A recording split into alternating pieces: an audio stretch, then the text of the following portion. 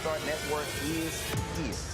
Hold no punches. I'm real revolutionary right now. Support this man, Black Media. He makes sure that our stories are told.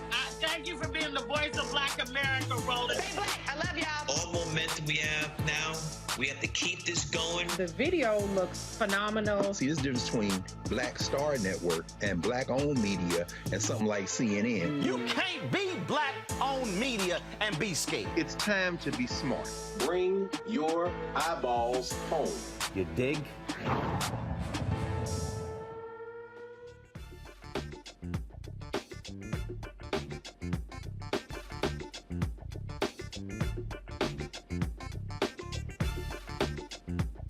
Today is Wednesday, November 2nd, 2022. Coming up on Roland Martin Unfiltered, streaming live on the Black Start Network 6 days from Election Day. It is a race to the finish in the hour. President Joe Biden will be speaking about the power of democracy and it being at stake in this election.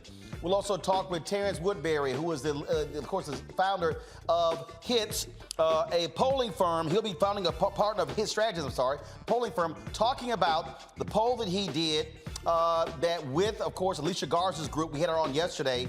That gave some revealing information regarding Black voters and the type of messaging that should be focused by candidates between now and Election Day to turn Black folks out. Trust me, it's a conversation you do not want to miss. Also, a federal judge issues a temporary restraining order against a group monitoring ballot drop boxes in Arizona.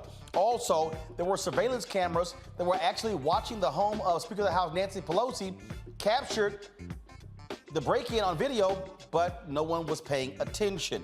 Also, folks, I'll talk to the president and executive director of the Asian Americans Advancing Justice and the director of Latino Justice Racial Coalition Institute about the Supreme Court likely ending affirmative action. Why aren't Asians and Latinos up in arms about this? Why are only African Americans leading the fight?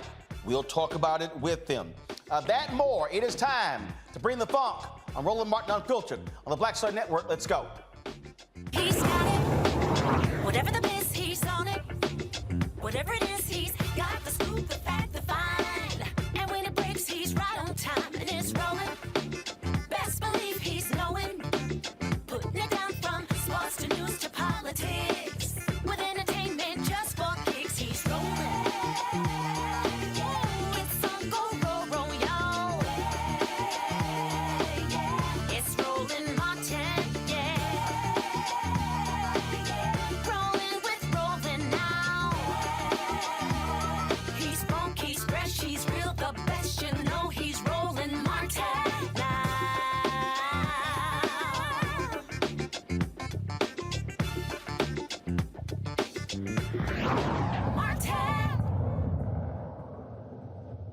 6 days until Election Day. Early voting is taking place right now all across the country. It is ending in some places as well. What we are doing, folks, is examining what's going on. Tomorrow, I'm actually going to be in Texas. I'll be in Texas tomorrow. We'll be having an event there. Folks, looking forward to that. In Arlington, Texas. We'll be in Houston on Monday, focusing on getting folks out to vote. This fight for democracy. And so we'll give you those details a little bit later. But the question is, what will it take to drive Black voters to the polls? African Americans could make the difference in U.S. Senate races in Pennsylvania, in Wisconsin, in North Carolina, in Florida, in Georgia, among other places. But are they getting the right information? Are they getting the right messages?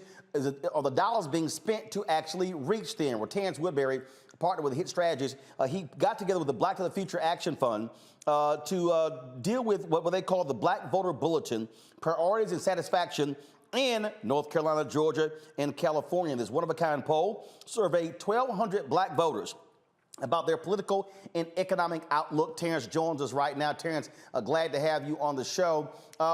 We always talk about this here, that part of the fundamental problem with the Democratic Party, they listen to white pollsters. When you look at all these polls and the surveys coming out, this poll here was specifically to African Americans. What were the key points that really jumped out at you that should get everybody's attention? Absolutely, Roland. Thanks for having me, man. I was honored to partner with Alicia Garza and Black Future Labs on this very important research to understand Black voters in the eve of this election. In the final stretch here, we conducted this poll about 4 weeks ago, so there's still very current, very fresh data. And what we're seeing is a couple of things. One, Black voters are engaged, as always. Black voters remain the most loyal voting bloc in the Democratic coalition.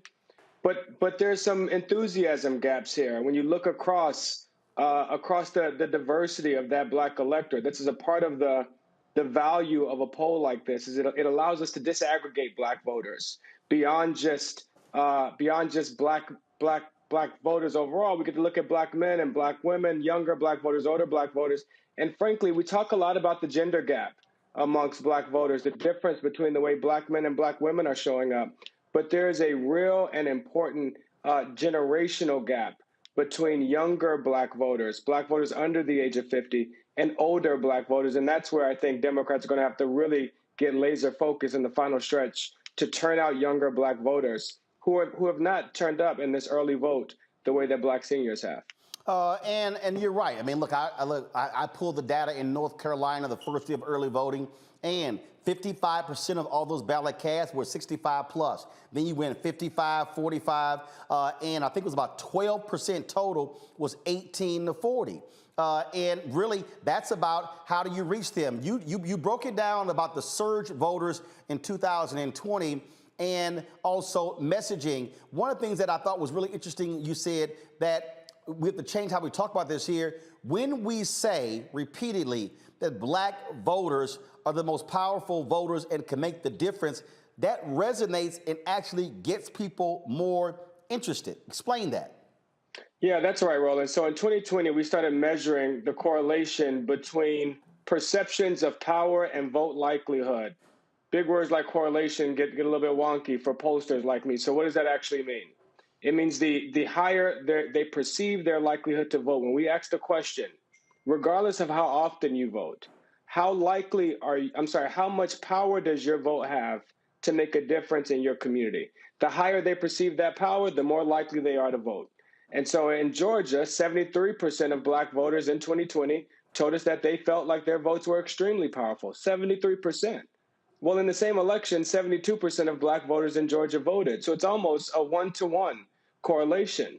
But since then, we've seen erosions in those perceptions of power, especially amongst younger Black voters and Black men, where those perceptions drop by 20 and in some places 30 points. Well, if that correlation holds, Roland, and we see a 20-point reduction in Black men or younger Black voters turnout, the same way we've seen a reduction in their power, then we don't stand a chance in the battleground state that you just listed. And so we're encouraging campaigns, candidates, and advocacy groups that are reaching out to Black voters is to start with the declaration. Black voters are the most powerful voters in this country and will determine the direction of the nation, because it really is empowering and begins to remind them of the collective power that we have and not just the power of their individual votes. Now, one of the things that I thought was really interesting, you said, don't use the phrase voter suppression. Why? Man, voters, we sometimes we get caught up in some of the jargon of inside baseball. Voter suppression we've done 200 focus groups since 2020, and a lot of them have been geared around the way that Republicans are changing the rules of engagement of how, when, and where we vote. Those rules have been changing, especially in the battleground states that you just listed: Georgia, Wisconsin, Pennsylvania. In fact, I was in focus groups in Pennsylvania just 3 weeks ago in Philadelphia, where a Black man told me, when I was asking about voter suppression and how concerned they were that voter suppression efforts would make it harder for them to vote, and he told me explicitly that if voting is going to work anywhere, it's going to work in Philadelphia, and that voter suppression wouldn't stop. And in fact, voter suppression is just a distraction. It's something that we dealt with back in the civil rights movement. Well, that is the perception that's associated with the word voter suppression. But when you start to list examples, when you start to name the efforts, the tactics that are underway, the lines are getting longer, the precincts keep changing, the purging of voting rolls where people have to keep re-registering, or the new ID requirements popping up state by state, or frankly, former felons in Florida being arrested for casting their votes. Well, these are all things that people are more familiar with than the perception of voter suppression from the 60s. And so we gotta raise the urgency of these things and remind them that today, efforts to make it harder to vote, which is what we should be calling voter suppression, just call it what it is. Efforts to make it harder for you to vote, and pointing at examples of those things and reminding them that this is not an effort to suppress every single Black vote. This is not an effort to prevent all Black people from voting, but it is an effort to make it just hard enough, to create just enough friction, to erect just enough barriers that just enough Black voters turn around. And a reminder to your listeners that states like Georgia were decided by less than 12,000 votes. When I'm in Atlanta, I remind people that's like 3 Grady high schools. And that's the goal of these efforts, is to confuse, disorient, and to create just enough friction that just enough Black voters turn around and go home. So you're saying don't use the phrase voter suppression, actually say what they're doing.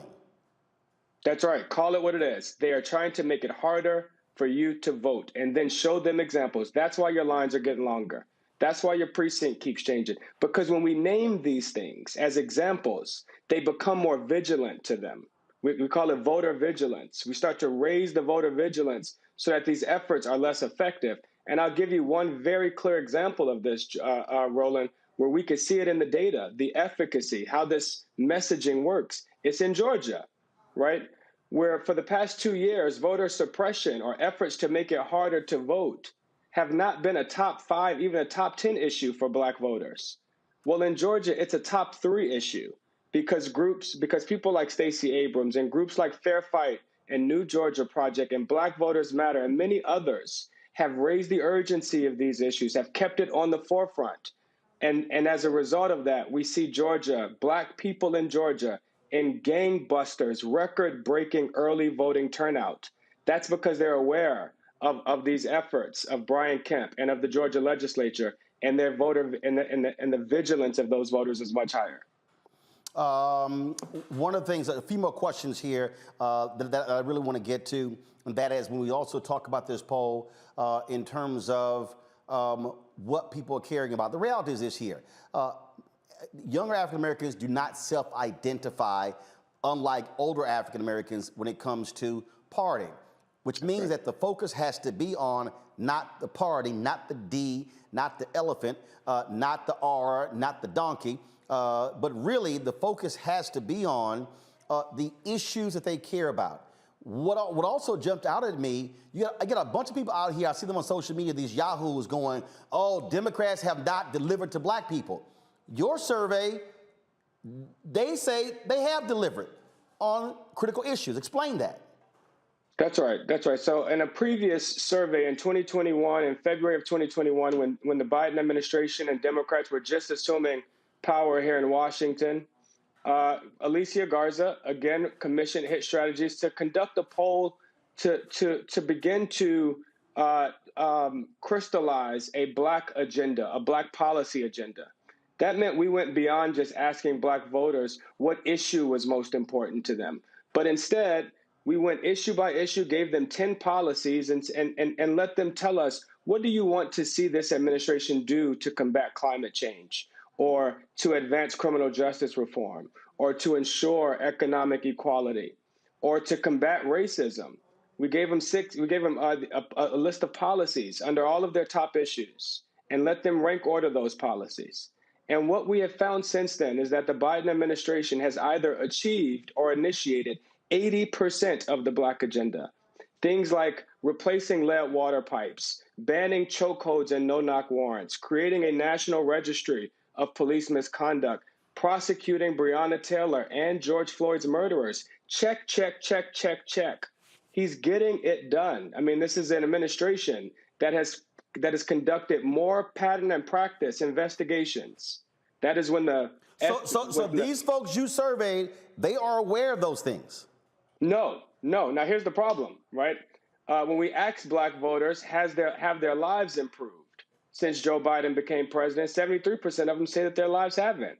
Either has gotten worse or stayed the same. But when we give them this list of progress, 90% say that these things would improve their lives. This is where the White House has a messaging problem, right, more than a governing problem. There you go. And that's and especially when you talk about the DOJ stuff. I have been yelling from the rooftops. I don't know what the hell they're doing. How are they not consistently talking about the great things that Kristen Clark and the Civil Rights Division have been doing, throwing these people, these wardens in prison, these cops, convicting them, the hate crimes as well. It's like you've done stuff, but you ain't told nobody, and you're not fully explaining it. And I've been saying that literally since the moment they walked in. I'm like, what the hell are you doing? That's right. Merrick Garland's Justice Department has delivered on a Black agenda, arguably more than any agency in the federal government. I mean, he's getting it done. He's conducted more pattern and practice investigations into police misconduct in his first 2 years than the last two presidents. Let's roll it back here. So your focus was, what you're saying is, okay, they didn't know these things, but when y'all told them, they were like, oh, damn, that happened? Yeah, that's exactly right, Roland. Two things happen here when we start to tell them about the progress that's being made. One, they don't know about it. They're surprised by it, but they're impressed by it. And two, they are very reluctant to give Democrats credit for it, right? And so this is the other part of the messaging. One, we got to tell them what we're doing for them. But two, we got to change the hero here. The hero is not Joe Biden. The hero is not Democrats. The hero is not some great white savior in Washington. The hero of this story, the hero that's saving the Black community, that's advancing a Black agenda, is Black voters. We have to tell us how our votes are improving our lives. Right, and that's one of the things that on this show, when we say, folks, you made that happen. Okay, you made the 50-50 Senate happen. You made the Democrats having the majority in the House happen. And so that's where you take credit for that. But again, though, it's people who don't understand. And look, and I just think part of the issue that you have right now, there still is just this focus. Let's go after these, white suburban women, thinking that's going to save the day. When the reality is getting out the core. It's 6 days left. Here's the most basic question. What can be said or done between now and Tuesday to turn Black people out, especially young Black voters? Is it too late? Absolutely, it's not too late. A lot of folks, a lot of young voters, especially surge voters, Roland, and we talk about this a lot. When I'm talking about Black voters, I want to be very particular about which Black voters we're talking about. 65% of Black voters are going to vote in this election, and they're going to vote the right way. We're talking about a surge voter who is a first-time voter in 2018, a first-time voter in 2020, maybe has never voted in a midterm. Well, for those voters, they're just tuning in. This election hasn't been going on for them for over a year like it has been for many of us. It just started getting loud when every single ad during the football game or every single ad during The Voice is about politics. Well, now they're paying attention. And now we got to reach them in the palm of their hand where we're most likely to have their attention. And we got to text them a couple of things here. One, we got to text them when, where, and how to vote. We cannot take for granted. I was in focus groups right after the Michigan primary with a bunch of Black men who didn't vote in the primary, and I thought it's because they chose not to, Roland. Half of the Black men in that room said they didn't even know the damn primary was happening. So we can't take for granted the when, the where, and the how to vote. But after that, we got to text them, what have we done for them lately? Not a bunch of promises about what we'll do over the next 2 years. We got to demonstrate progress for the last 2 years. I'm glad you said that, because one of the things that that you laid out in the readout the other day that was so on point, which we talk about on this show all the time, is that folks voted in 2020. You get these surge voters in 2020. Then nobody talked to them. Nobody reached out to them. And they're saying that they're getting reached out by the Republican Party. So explain that, why you, because I always say the election is the end of one process and the beginning of another. How you can't just go, okay, that's it, it's over. No, it has to be constant messaging. I say this all the time, that all these black people who go to the Congressional Black Caucus Foundation, AOC, okay, where are the alerts? Where are the policy announcements after the fact, where you're constantly letting people know what's going on? Not the fundraising appeals, the action items. That's exactly right, Roland. I mean, look, it is not lost on me that I am, when I was in Michigan, asking those young black men in those groups, who's been contacting them, what politicians are they hearing from, who's texting them. 33% of black voters haven't been contacted by any candidate. 33% haven't been contacted by Democrats or Republicans. But even more striking, 50%, 49% to be exact, of black men and younger black voters have been contacted by both parties. 49%. This is the coordinated effort of Republicans to go after those younger black voters and black men. And so what we figured out after 2020, after the 2020 cycle, when we asked those first-time voters, well, what was different this cycle? What made you do it this time if you've never done it before? Well, the first thing they said was they wanted to defeat Donald Trump. He presented a unique threat. Well, we know Trump's not on the ballot this time. But the second thing they said was that we never stopped texting them. A part of why they were voting was because we were reaching them in the palm of their hand every day. Click here to access your mail-in ballot. Click here to find your polling place. Click here to encourage 5 of your friends to vote. But you remember, Roland, I talked about how that erosion of power, right? Since 2020, those same voters feel so much less powerful. Well, the reason they felt less powerful was because we stopped courting them. We stopped soliciting them. We stopped going to them every single day and telling them how important they were. The day after the election, those text messages started. Well, now they got to click here to access the 3 million jobs created by the infrastructure bill. And they got to click here to access a student loan forgiveness application. We got to put that in the palm of their hand, just like we did when we needed their votes. The thing that jumped out there when you mentioned the information that has to be sent to them. I've been saying this, and I'm going to keep saying this even after the election. Black folks, stop giving to campaigns. I'm going to say this again. Black people should stop donating to political campaigns or to the Democratic National Committee. We should be giving our money to groups like Black Voters Matter, because or Alicia's group. Here's why. Because the information that you're talking about, they can implement quicker and faster. These black millionaires, these black billionaires, these black folks, stop sitting here saying, oh, we're going to send money to this candidate's campaign. No, we've got to have, after the election is over, we've got to have 365-day messaging and campaigning, mobilizing and organizing, and not waiting for the election to come around. And so that means that we should be saying, hey, Black Voters Matter should have a $20-25 million annual budget we're contributing to, because what they can then do their own commercial that takes the data from your focus groups and from these surveys and put it into action. Because the problem we have right now is we have all this information, and then we go over here to these, frankly, let's be honest, the Democrat or progressive groups where these white strategists are in control of the entire apparatus, and they just ignore folks like you or Cornell Belcher or Ron Lester and so many others, and then they just go along and do what they do, and then all of a sudden, oh, let us try to come in and save their asses at the last second. I mean, look, all of a sudden, my phone has been ringing off the hook in the last 5 days. All of a sudden, I got, hey, can we run this? We got this ad. Can we run this? Can we run this? And I'm sitting there going, where y'all been for 6 months? We were ready in March. That's right.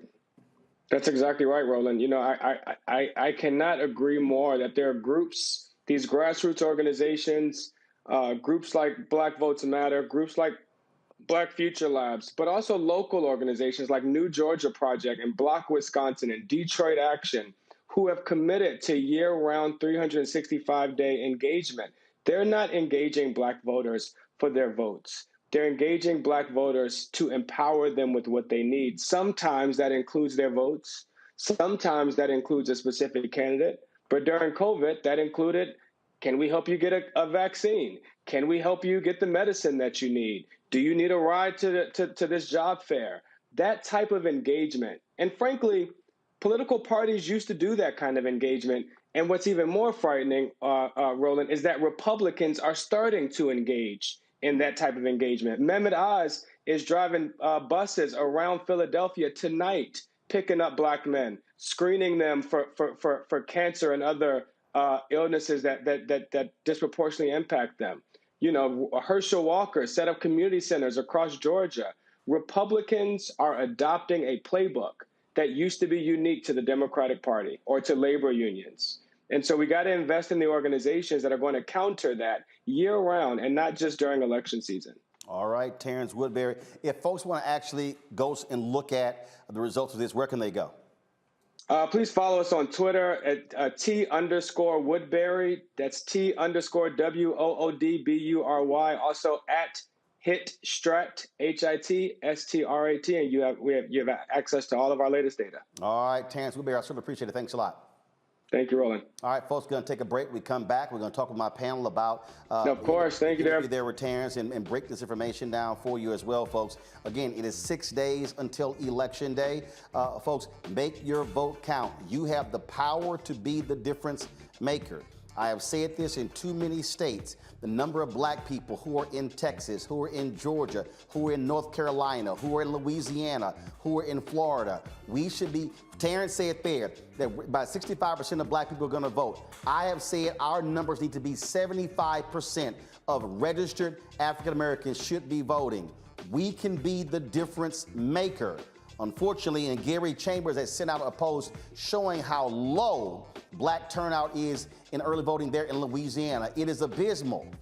Folks, we can't talk about being the difference maker if we don't use the power of the ballot to do so. Download the Black Star Network app, Apple phone, Android phone, Apple TV, Android TV, Roku, Amazon Fire TV, Xbox One, Samsung Smart TV. Please support our Bring the Funk fan club. Send your check and money orders to P.O. Box 57196, Washington, D.C. 20037-0196. Cash App, $RM Unfiltered. PayPal, R Martin Unfiltered. Venmo is RM Unfiltered. Zelle is Roland at RolandSMartin.com. Roland at RolandMartinUnfiltered.com. We'll be right back.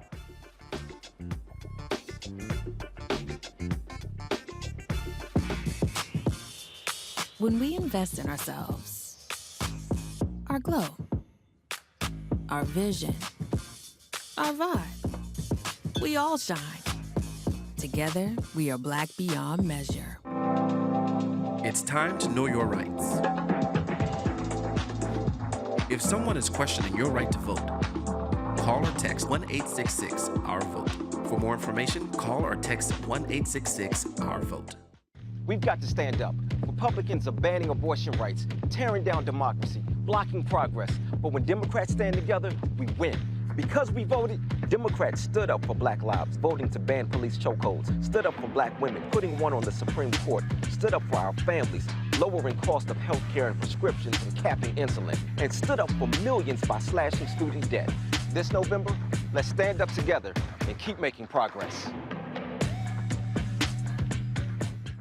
When we invest in ourselves, we all shine. Together, we are Black beyond measure. You know what's on the ballot. It's not just legislation and policies we believe in. It's democracy. Our democracy. There's a choice on the ballot between freedom and fear, between cruelty and compassion, between chaos and community, between voting or violence. And the end of rights generations have fought for. The extremists have a plan, a roadmap for a nation where your voice is silenced and your vote is a memory, where they count their votes and cast ours aside. That's why this year, this fight, this vote is so important.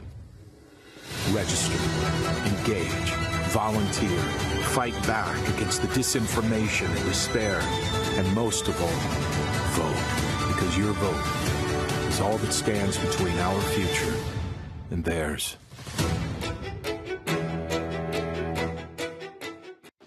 My name is Charlie Wilson. Hi, I'm Sally Richardson Whitfield. And I'm Dodger Whitfield. Hey, everybody, this is your man, Fred Hammond, and you're watching Roland Martin, my man, Unfiltered.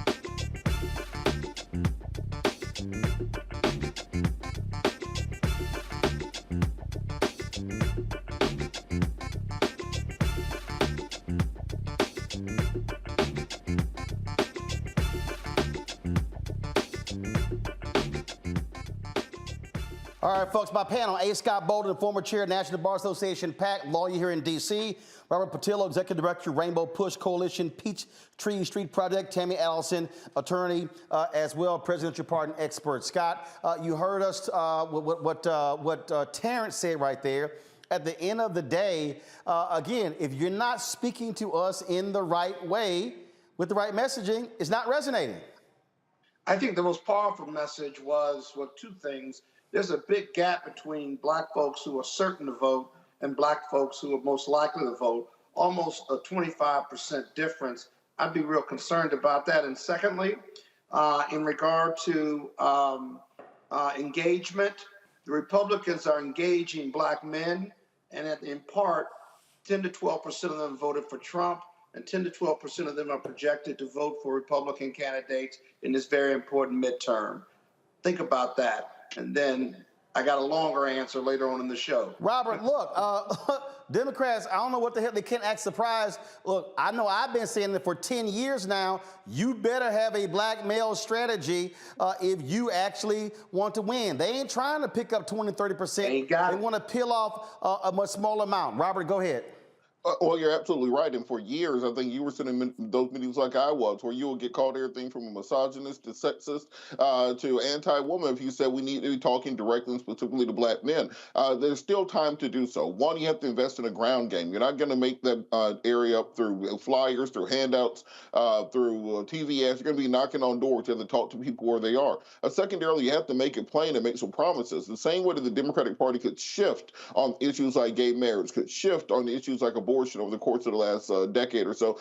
We need to see that shift when it comes to aggressively talking about issues that affect the African-American community, talking directly and squarely about reparations, talking directly and squarely about the need for consecrated criminal justice reform. If you're not afraid to talk about everybody else's issues, don't be afraid to talk about ours.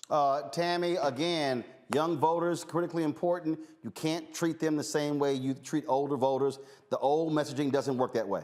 You're right, Roland. The old messaging does not work anymore, and we have to think about ways, especially to reach these younger voters. Generation Z, they're very, lazy. A lot of us have recognized that the work ethic is not the same, but that also goes into their effort to go out to vote. So that goes into play, the different ways of voting, not necessarily having to go to a polling location to vote, having ways to vote in other mechanisms so that younger people can be active in voting, so that they're getting their voices heard and knowing that their voices matter. Folks, we're going to talk more about voting a little bit later in the show. I want to talk now about a critical issue. Went before the Supreme Court on Monday. Oral arguments were heard in the issue of affirmative action in college admissions. Nearly 5 hours of questioning from the justices. Based upon what we heard, based upon what we already know, we know that conservatives, they want to get rid of affirmative action. Clarence Thomas has been salivating at this opportunity to get rid of it. He asked one of the dumbest questions I've ever heard during the oral argument, saying, "Oh, can you define diversity?" I don't even know what that means. Jesus, what an idiot. Now, the lawsuit, of course, the plaintiffs of the lawsuit, they have been filing it on behalf of Asian American students, saying that that these admission processes are discriminating against them. And so on this whole issue, we talk about affirmative action. We have to understand, even going back to history, President Lyndon Baines Johnson was the first one to use that particular term. When affirmative action came in, Nixon becomes president. Arthur Fletcher is known as the father of affirmative action during the administration. And so initially it was targeting African Americans, but then of course it got expanded. And so other racial groups were actually included in it. Then of course women were added to it. And the reality is, when you look at contracts, the greatest beneficiary of affirmative action has been white women. Numbers don't lie, okay? So it's as simple as that. And one of the things that I have said for a very long time is that typically when we have fights for affirmative action, it's been African Americans who have been out front fighting this. Well, polling data shows 70% of Asian Americans support affirmative action, yet where are the loud voices? Where are the protests? Where are the organized efforts to actually stand up for affirmative action by non-black folks? Joining us right now, folks, are a couple of folks who I wanted to have on the show to talk about this very issue, and that is the representative of two groups, the President and Executive Director of Asian Americans Advancing Justice, John C. Yang.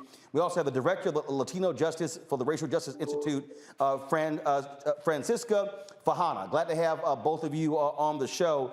John, I want to start with you because again, I remember I spoke to the minority airport concessions a few years ago in Fort Worth, Texas, and I said specifically to white women, when we're fighting these battles for affirmative action, where in the hell are you? I'm like, I don't see you. You're not at the news conferences. You're not out there alongside African Americans. And so, where's the mobilization of Asian Americans against this case? Because the reality is, this court is likely to get rid of race being allowed in admissions, and that's going to have and not just admissions, they want to target it in corporate America as well. This is going to have an adverse impact on black folks, Latinos, and Asian Americans. Where are your followers? Thank you, Roland. You're absolutely right about this. And you started off correctly, is that Asian Americans do support affirmative action. Approximately 70% of our population, based on polling that we have done, consistently show this.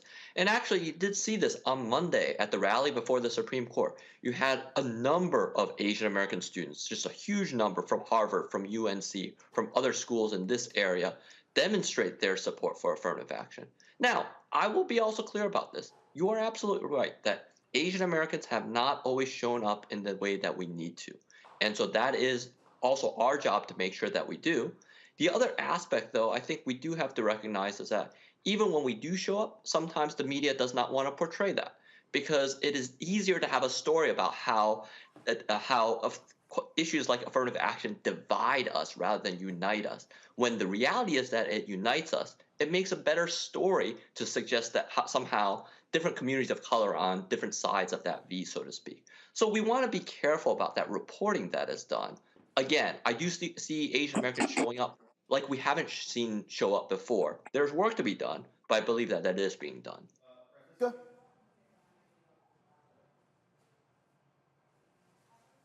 Francisca?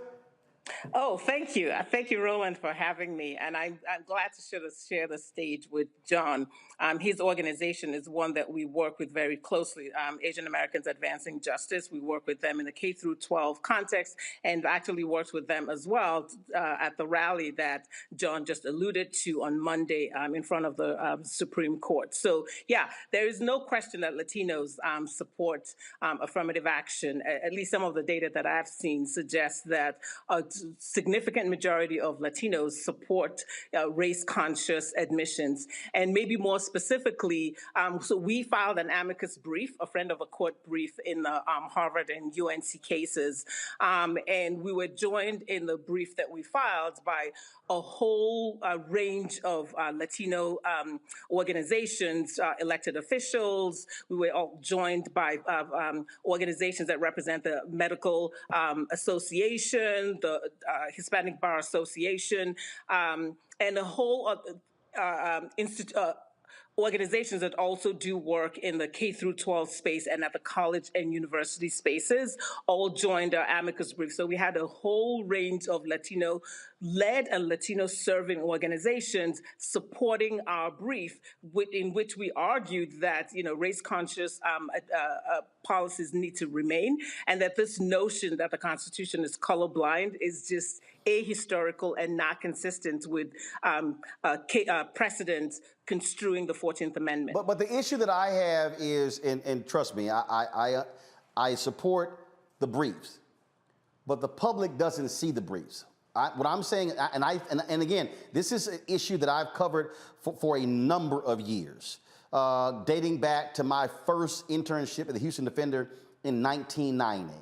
And I can tell you, this has been one of those consistent issues that I've seen in certain cities, depending upon what happens. And I can tell you, being a native of Houston, when they were trying to get rid of the city of Houston's affirmative action programs. I mean, the reality is the Vietnamese community in Houston has benefited greatly from affirmative action programs. Yet, unfortunately, when we see, again, the efforts to end the programs, when I'm seeing rallies, when I'm seeing protests, when I'm seeing the public pressure, I'm seeing largely African Americans. And so, and in fact, I wish, you talk about the rally that took place on Monday. I'm having my people look for the video now. And that's one of those things where I dare say, John, where your group, Francisca's groups as well, this is where you also are engaging black media, where we're also showing up, because at the end of the day, if we don't know it even happens, then we don't know. This is also where I think y'all should also be challenging MSNBC, CNN, ABC, NBC, CBS, saying, hey, y'all know we exist. Why aren't you covering this story as well, putting your voices on the air, showcasing these folks who say that they disagree with these people who are with Ed Blum with this lawsuit targeting the University of North Carolina and targeting Harvard and the other Ivy Leagues? Yeah, if I might, I completely agree with you. And I think that has been a large part of our strategy over the last few years, in particular, since the Harvard and then later the UNC cases started, is making sure that the media has that right narrative. Because initially the narrative had been around how Asian Americans were the plaintiffs in the Harvard case. And let me be clear about this, right? If we saw discrimination, then we would have a different analysis. But it is clear that Asian Americans are benefiting from it. So we need to get that message across to make sure that people understand where we stand, make sure that we are visible in the ways that you have talked about, make sure that the media sees that we are visible in the ways that you have talked about. So I think there has to be a large strategy behind this. I think the other thing to say is that, look, I make no bones about the fact that for Asian Americans sort of organizing, we are still in this country, certainly the newer generation, right? And so in terms of getting us to show up at rallies, again, I'm not trying to apologize for our community, but it is a different organizing effort. As you know, it takes a great deal of effort to organize, a great deal of effort to show up, make sure that the community feels the need to engage. And that's part of the process that all of us need to engage in. I also very much appreciate what you're saying around making sure that we know that the black media knows what we are doing, and making sure that we have news conferences that includes everyone as part of that process. Look, going forward, Francisca, look, this ain't ending. I have a new book out called White Fear, How the Browning of America is Making White Folks Lose Their Minds. And in that book, I talk about that. Look, these are not new battles. This is going to be continuing. They're going to continue this here, and this is not the end. There are 4 cases. They don't just want to get rid of race being used in college admissions. They want to target corporate America. They want to target every single initiative for all its flaws. For all its flaws, affirmative action has been one of the best ways to be able to advance the interest of minorities in this country. I remind people all the time, it's only been 54 years since Dr. King was assassinated. And the reality is, look, I'll be 54 on November 14th, and I was born into an America where I was not a fully free American based upon the laws in our system. And so if all of a sudden here we are in 2022, the Supreme Court guts affirmative action, and then these same white activists begin to target every other area, it's going to make it even more difficult for the basic advances we've seen thus far. And so there's going to have to be a dramatic uprising among Latinos, which will be the largest minority group by 2043, and Asians, and depending upon the city, because look, we saw what happened I was there in the state of Washington when you had a group of Asian Americans who actually were involved in getting rid of affirmative action in Washington state. And it was a battle there because you had Asians who supported it, but then you had other individuals who did not, and that led to that being pulled back. And so this is going to continue. And I think that there are individuals who would say, oh, we can benefit as individuals if we get rid of these programs, but collectively, the group is going to be hurt by this. Yes, there's no question or doubt about that. And you're right about, other contexts in which these folks are pushing to end race consciousness. So in the K through 12 setting, where school districts are not even using race conscious policies and are using race neutral policies to equalize and expand opportunity for Latino and African American students, these folks are pushing back in that arena as well. So they are really striving for the so-called color blindness. And I couldn't agree with you more that yes, we need to be pushing on all cylinders. Latinos need to be really out front, and we are. Our organization, Latino Justice, is very clear that we support race-conscious admissions policies, and we support equalizing opportunities in the K through 12 context as well. We in coalition and in alliance with other minority-based organizations like the AAJC, as I said earlier, LDF, and a number of other civil rights organizations and community-based organizations are really out front and very, very clear that we support equalizing opportunities not only for all students, for all racial groups. John, final comment. John, go ahead. Sure. One thing I would add is it's not lost on us that after the Fisher case, Ed Blum specifically and expressly said he's looking for Asian American plaintiffs. That's part of their strategy, is to try to target a few Asian Americans and to get them to side with his side and suggest that somehow this is where the problem is. He's trying to divide us. Those groups are trying to divide our communities. And it's all of our jobs, and certainly especially for the Asian American community, to demonstrate that we are united on this, that race does matter. Race-conscious admissions in both university setting and K through 12 makes sense, and that's how we're going to move forward together. All right, then. John Yang, Francisca Fajana, we certainly appreciate both of you. Thanks a lot. Thank you. All right, bring my panel back into this here. Robert, Reverend Jackson led the Rainbow Coalition. He saw a long time ago how you have to have this multiracial coalition advancing and driving these issues. And look, that's what it's going to take. Look, I keep saying to folks, 2043, everything, Robert, is about 2043.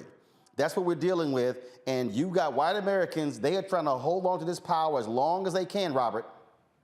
Yeah, you're absolutely correct. And we have to remember, we've seen this before. If you look at what happened at the end of apartheid in South Africa, the former ruling party was able to entrench themselves in the judiciary, entrench themselves in the bureaucracy of the nation in order to maintain control, by leveraging the strings of power from behind the curtain. What we're seeing with the Republican Party is over the course of the last decade or so, they've decided to take over the U.S. judiciary. Donald Trump was able to appoint nearly 300 federal judges. We saw saw the theft of the seat of Merrick Garland and to create the 6-3 majority for Republicans. And they've made it very clear with the Dobbs decision that precedence does not matter. Stare decisis does not matter. They will be legislating from the bench. And I think that we're going to see everything that we consider to be the civil rights movement, from the Civil Rights Act of 64, voting rights in 65, fair housing in 68, on down the line, be overturned in the next several years by this court. And we have to be ready for a legislative response.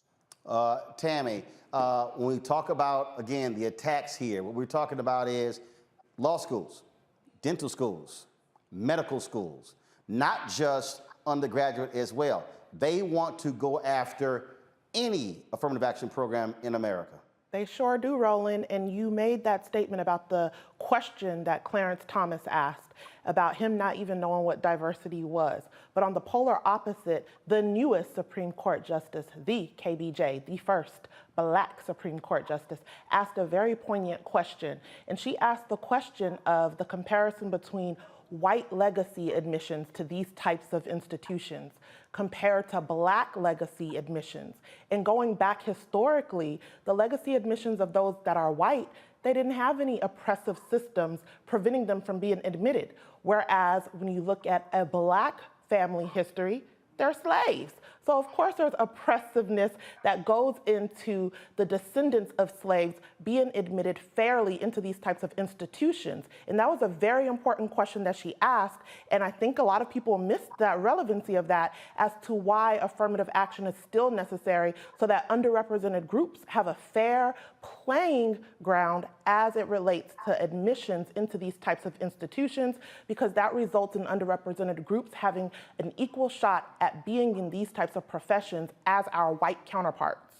Scott, and again, when I talked about these lawsuits, they want to go after NASDAQ and some of the corporate rules as well, and that means they're going to be coming after law firms. They're going to be coming after all of these areas where we have seen advances as a result of diversity efforts. And I keep saying, these folks, they hate affirmative action, they hate diversity, equity, and inclusion, they hate multiculturalism, they don't like anything that was designed to fix the wrongs previously. They want to act as if we're all starting from the exact same page, which we all know is bullshit. Yeah, it's not that they don't like it, it's that they don't believe it exists. They want a colorblind society with racism still existing. Law firms have a consciousness now and a sensitivity to it, but let's not be confused. The numbers in law firms and architectural firms and business firms, if you will, Wall Street, haven't really changed that much.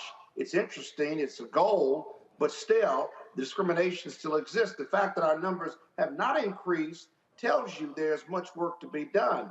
Clarence Thomas doesn't ask the question about what is diversity because he really is dumb.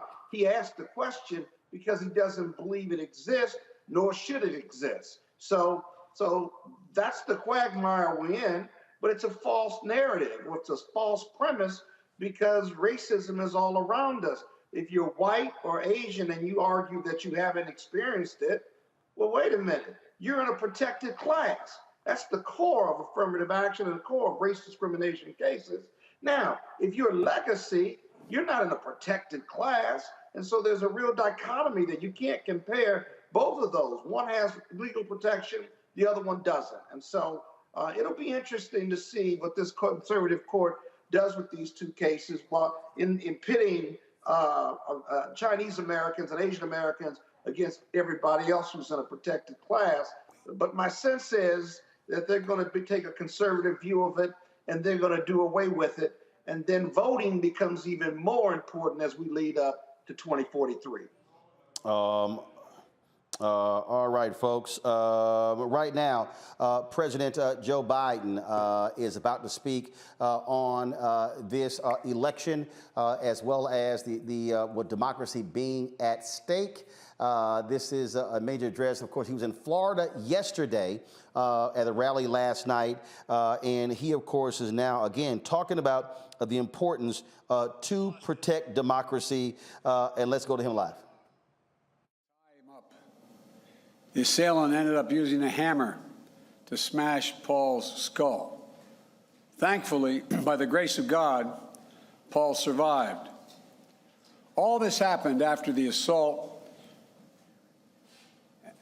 and it's hard to even say. It's hard to even say. After the assailant entered the home asking, "Where's Nancy? Where's Nancy?" Those are the very same words used by the mob when they stormed the United States Capitol on January the 6th, when they broke windows, kicked in the doors, brutally attacked law enforcement, roamed the corridors, hunting for officials, and erected gallows to hang the former Vice President, Mike Pence. It was an enraged mob that had been whipped up into a frenzy by a president repeating over and over again the big lie that the election of 2020 had been stolen. It's a lie that fueled the dangerous rise in political violence and voter intimidation over the past 2 years. Even before January the 6th, we saw election officials and election workers in a number of states subject to menacing calls, physical threats, even threats to their very lives. In Georgia, for example, the Republican Secretary of State and his family were subjected to death threats because he refused to break the law and give in to the defeated president's demand, just find him 11,780 votes. Just find me 11,780 votes. Election workers like Shay Moss and her mother, Ruby Freeman, were harassed and threatened just because they had the courage to do their job and stand up for the truth, to stand up for our democracy. This institution, this intimidation, this violence against Democrats, Republicans, and nonpartisan officials just doing their jobs are the consequence of lies told for power and profit, lies of conspiracy and malice, lies repeated over and over to generate a cycle of anger, hate, vitriol, and even violence. In this moment, we have to confront those lies with the truth. The very future of our nation depends on it. My fellow Americans, we're facing a defining moment, an inflection point. We must, with one overwhelming, unified voice, speak as a country and say there's no place for voter intimidation or political violence in America, whether it's directed at Democrats or Republicans. No place, period. No place ever. I speak today near Capitol Hill, near the U.S. Capitol, the citadel of our democracy. I know there's a lot at stake in these midterm elections, from our economy to the safety of our streets, to our personal freedoms, to the future of health care, Social Security, Medicare. It's all important. But we'll have our differences. We'll have our difference of opinion. And that's what it's supposed to be. But there's something else at stake. Democracy itself. I'm not the only one who sees it. Recent polls have shown that an overwhelming majority of Americans believe our democracy is at risk, that our democracy is under threat. They too see that democracy is on the ballot this year, and they're deeply concerned about it. So today, I appeal to all Americans, regardless of party, to meet this moment of national and generational importance. We must vote knowing what's at stake, and not just the policy of the moment, but institutions that have held us together as we sought a more perfect union are also at stake. We must vote knowing who we have been, what we're at risk of becoming. Look, my fellow Americans, the old expression, freedom is not free. It requires constant vigilance. From the very beginning, nothing has been guaranteed about democracy in America. Every generation has had to defend it, protect it, preserve it, choose it. For that's what democracy is.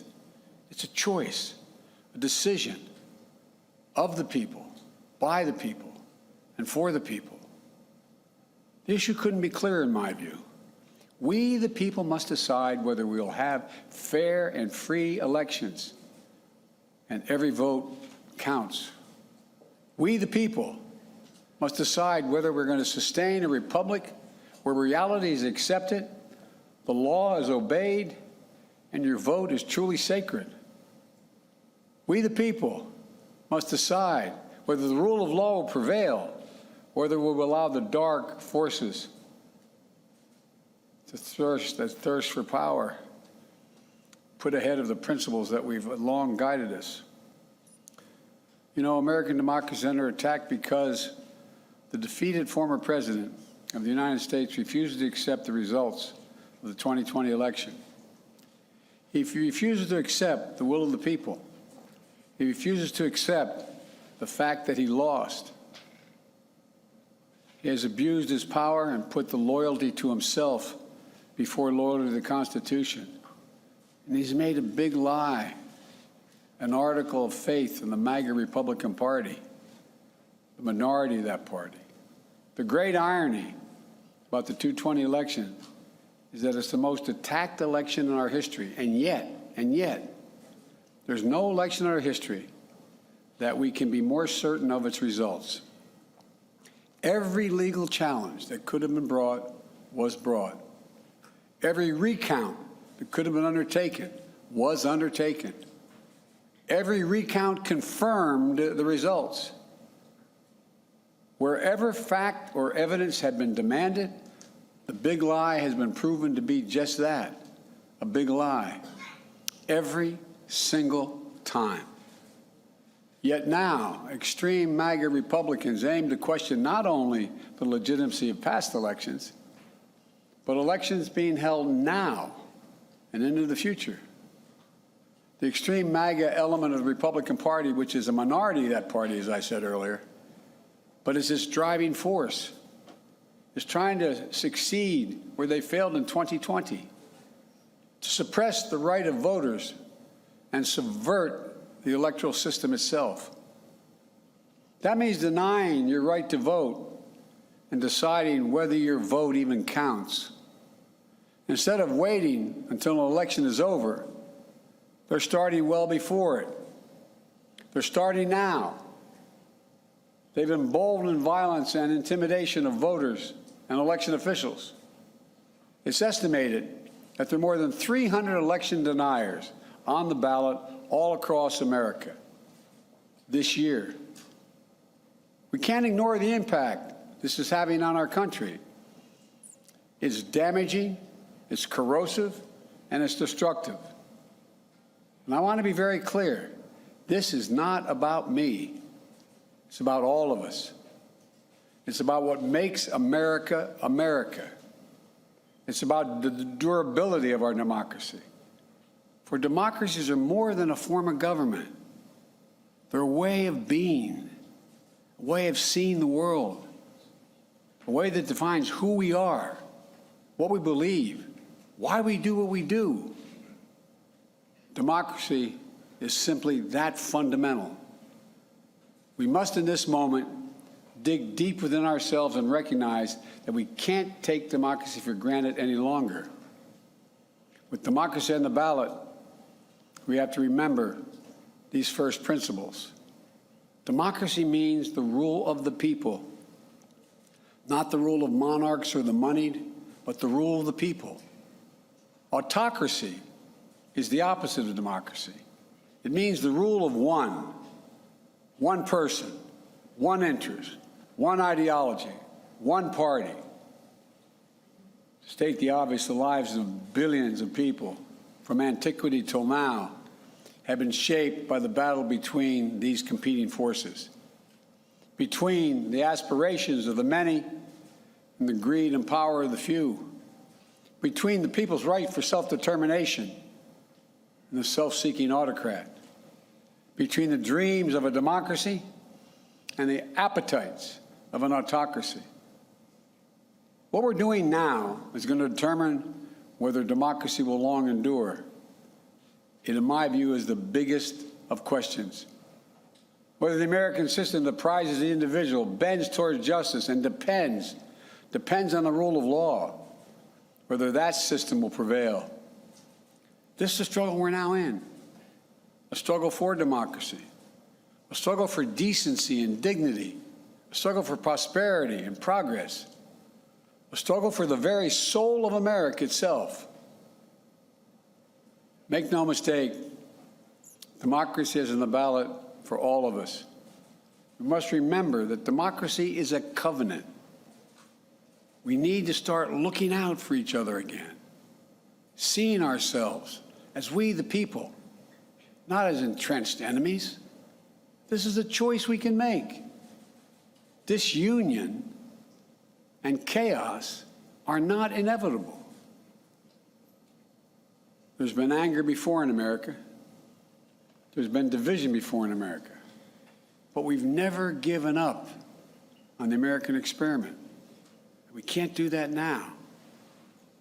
The remarkable thing about American democracy is this: just enough of us, on just enough occasions, have chosen not to dismantle democracy, but to preserve democracy.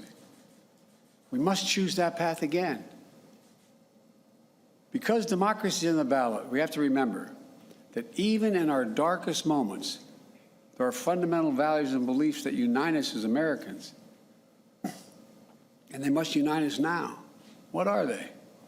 Well, I think first, we believe the vote in America is sacred, to be honored, not denied, respected, not dismissed, counted, not ignored. A vote is not a partisan tool to be counted when it helps your candidates and tossed aside when it doesn't. Second, we must, with an overwhelming voice, stand against political violence and voter intimidation, period. Stand up and speak against it. We don't settle our differences in America with a riot, a mob, or a bullet, or a hammer.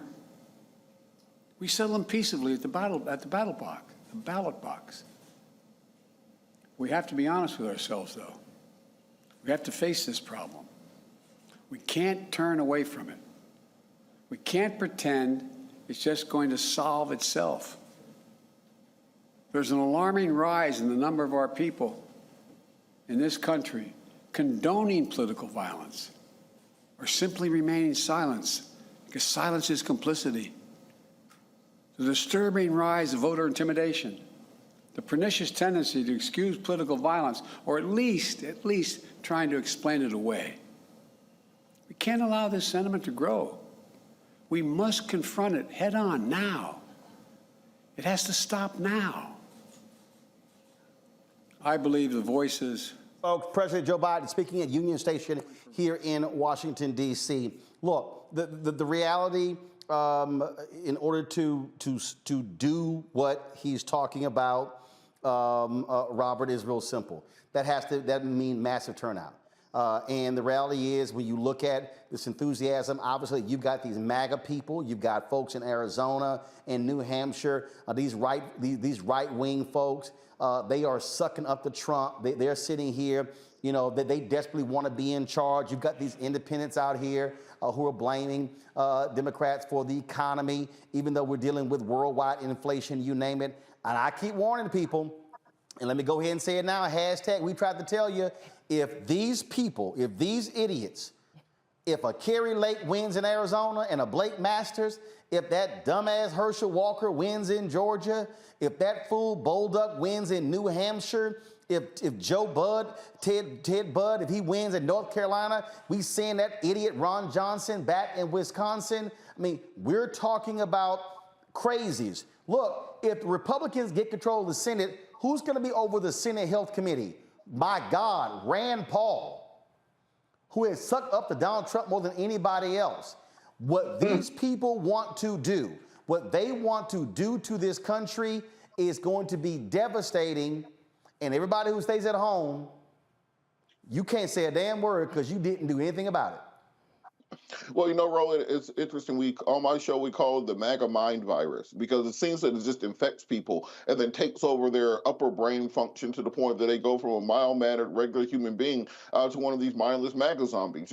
Carrie Lake was a normal news reporter 5 years ago. She voted for Obama. She did events for communities, and now she's turned into one of the most vehement, anti-Semitic, racist, insane MAGA people in the country. Hell, wait a minute, Robert. I'm gonna try to find the video.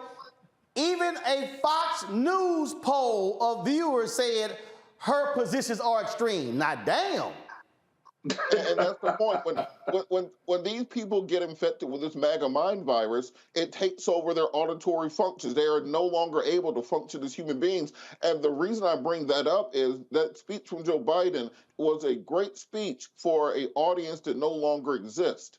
He's trying to talk to these white moderates in suburbs. He's trying to talk to these older people, the JFK voters, the boomer generation, about Social Security and Medicare and bringing the nation together for the good of the country. That America is gone. It does not exist.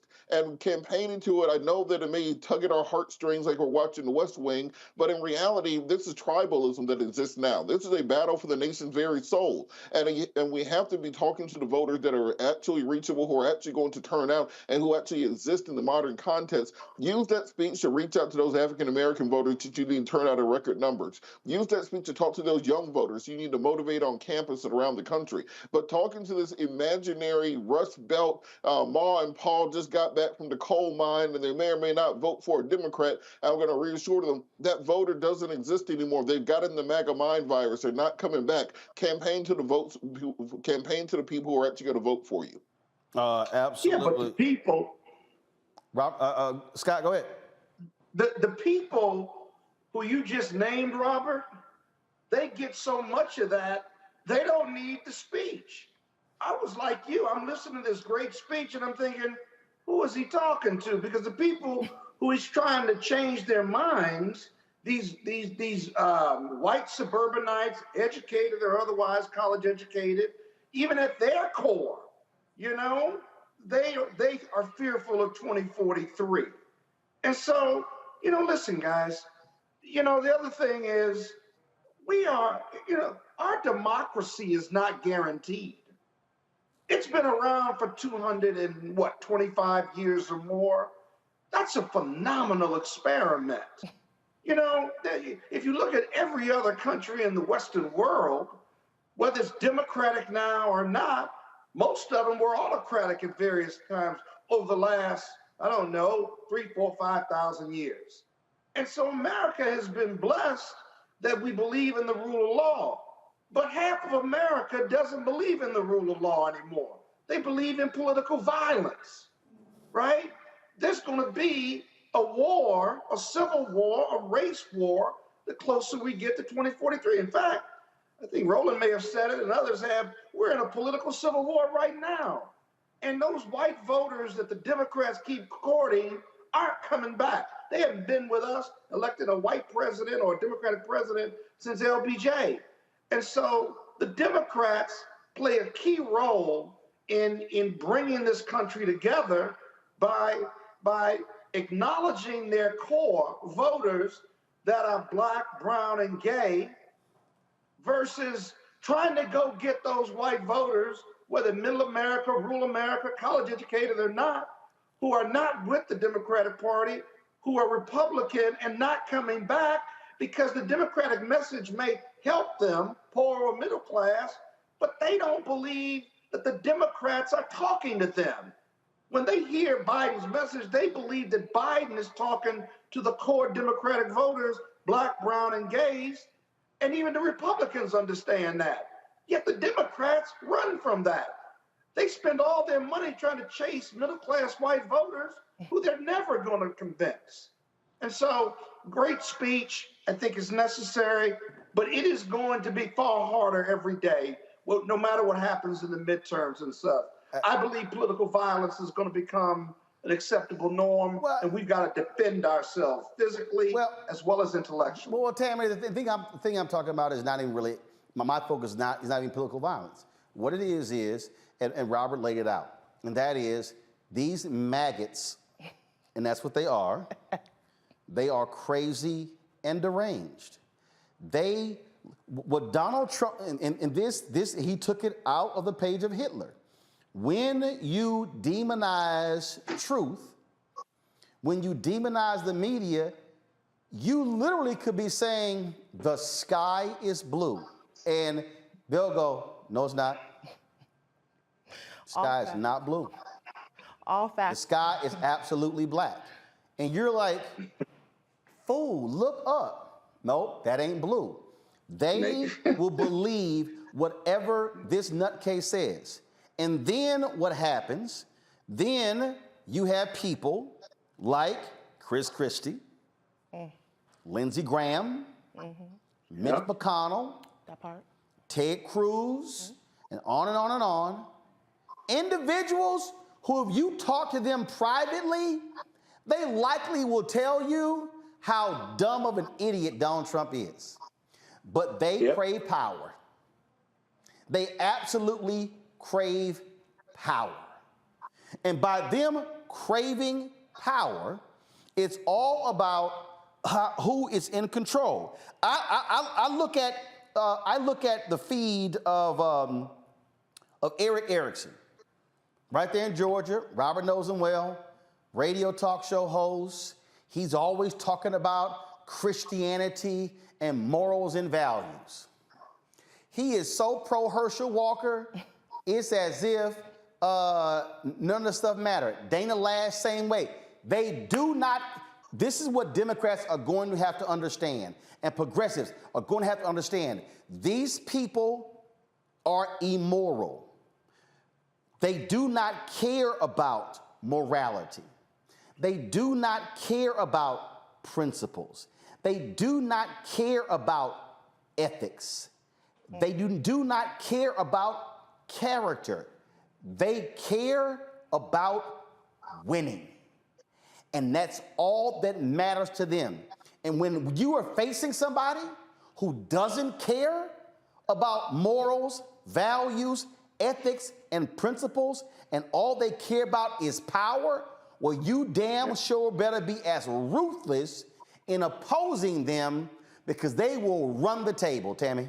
Absolutely, Roland. And, you know, there's a lot to unpack with a lot that you said. But the main part of what you just stated is, how did we get here? And if we really think about how we got here, you got to go back in time to 2013, Roland. 2013 is when Shelby County, Alabama sued the Department of Justice when the Democratic Eric Holder was the Attorney General and Barack Obama was the president. The Democrats were in control back then, right? So whenever Shelby County, Alabama sued the Department of Justice, that was attacking Section 4B of the Voting Rights Act and taking it out. That's 2013. Democrats are in power. The Supreme Court decision said it was unconstitutional. So in 2013, it could have been addressed right then and there as to how to make it back constitutional by making a minor change to define what was discriminatory in that Section 4B in Shelby County, Alabama, in order to restore that portion of the Voting Rights Act. Oh, not until the Republicans started getting smart and figuring it out, and the state started doing this really wishy-washy stuff of this voter suppression that earlier in the show we were told not to use the word voter suppression. Let me break down what the voter suppression is. Whenever the Republicans in these states are switching up the laws in order to let underrepresented groups not vote, or come up with weird laws and requirements for them to vote, that's going back to that Supreme Court decision in 2013, where the Democrats are now, currently in 2021, trying to scramble to figure out how to close that little loophole. Newsflash, that loophole has been open since 2013. That's why these midterm elections are so important, so that we can have people like Jasmine Crockett in Texas District 30 that can come in as a freshman congresswoman that has a legal background, that understands how the legislative branch also works, so that we can have some change, so that we don't see these quote unquote crazy things happening anymore. We can start talking about the For the People Act, which is separate and distinct from the John Lewis Act. For the People Act is exactly what you're talking about, Roland. It's essentially, all it means is that We're going to have ethics and professional responsibility in order to ensure that the voting system in this country remains pure and it remains a system in which we can rely upon, and people are not lying and doing all the types of wishy-washy things that we're talking about that results in those MAGA people and the quote-unquote crazies here. So we really need to talk about what the Democrats can do, not only whenever things are not going our way, but when we are in positions of power, having people in these positions of power that understand what's going on and understand how the different branches of government work together so that we can have a solution instead of just keep talking about the problem. Well, and that's why earlier, Robert and Scott, I said when Terrance Woodbury was on, and I mean this, I absolutely mean this, and that is, black folks, don't send money to any political campaigns. We must be funding our own institutions, and that's the people who are on the ground who are going to be speaking to our interests. And we should be sitting here right now saying, okay, Cliff and Latasha, what's your number? What are you trying to hit? Is it 20 million, 25 million? What's the number? Because when we start talking about what the issues that matter to us, when you hear the phrase, ain't nobody coming to save us, it's just us, I'm telling you. And I'm trying to warn all these people. I see y'all in the chat. I see y'all on social media. I sat there on the set at CNN in 2010. And Eric Erickson, Robert, was happier than Jerry Falwell Jr. when the pool boy came by. Because the Republican route that night was unbelievable. And let me remind everybody watching and listening, Robert, what happened after the midterms in 2010? They immediately moved to start shutting down polling locations, enacting voter ID. Lines got longer. They began to use their power to start cutting civil rights. They began to use their power. And when I say power, they took control of governor mansions, the House and the Senate. And all of a sudden, they now had complete control on the state level. You've got right now the Democratic governor in Wisconsin. The Republicans have gerrymandered Wisconsin so much that they are close to a veto-proof majority. So no matter what he does, they can veto everything. The governor, the Republican who's running against the Democrat in Wisconsin, has said, if I win, we are going to make sure no Republican in Wisconsin ever loses again. He said it out loud. Wow. And so all y'all folks, all y'all in North Carolina, let me remind y'all what happened. 2008, folks finally got the voting numbers in a massive, North Carolina used to have one of the lowest turnouts. Then they had one of the highest in 2008 because Obama ran. He wins North Carolina by 14,100 votes. 2010, midterms. They take control, gut the laws, gut early voting, put in voter ID. It was so bad, Robert, Colin Powell went to North Carolina and chastised the Republican governor who was sitting right there in the audience because of their voting laws. And it has taken 12 years to claw back where they were pre-2010. So, Robert, folk watching can play the game all they want to. But I'm telling you, the world that we're going to see post November 8th, if Republicans expand power in state legislatures, governor's mansions, House and the Senate, folk gonna be like, damn, I wish somebody told us. We did, Robert. Yeah. That's exactly the point that we have to address with individuals. I know that there's often consternation letting the perfect be the enemy of the good when it comes to politics, but at the end of the day, this is an existential threat. These are not the Republicans of 10 years ago, not the Republicans of 20 years ago. Just think of the fact that people like Eric Cantor and John Boehner and Mitt Romney, etc., are entirely too liberal for the current Republican Party. They call those people rhinos. Christine Whitman, the former new governor of New Jersey. They like, oh, no. She might as well be the devil. So it's not this situation that used to be where, I may be fiscally conservative and socially liberal. I'll figure out somewhere in the middle. These people are a threat to humanity. If you need any example, look at what's going on. Look at what's going on in Europe. I know America always likes to think that we live in this space station and we're not associated with the rest of the world, but there is currently a wave of right-wing fascism sweeping Europe nation by nation. The Tory party in England, the Conservative Party, is moving further and further to the right. We talked about Giorgia Meloni in Italy. We talked about Erdogan in Turkey. We talk about Lukashenko. Wait, Israel about to put Netanyahu and the right-wing government back in power. So what we're seeing here in America, is we're pushing back against this international wind. Look at what just happened in Brazil this week with the election of Lula and Bolsonaro not stepping down from power. These right-wing forces are working around the globe. This is a very 1914 type of standing. So when we talk about the importance of this election in particular, we are literally talking about the future of the world in front of us right now. So yes, I wish they would talk more about some of the issues that I would like. I wish they would act on those faster. But when you are looking at the question between whether or not we will have a functioning democracy or whether or not we're going to be have riots in every capital around the country for every election, you have to start realizing we got to start fighting back now. We are late to the game, and we can't get further behind. Scott, go ahead. Roland, regardless of what happens on November 8th, the issues we're talking about, and we always talk about on the show, is where we go from here.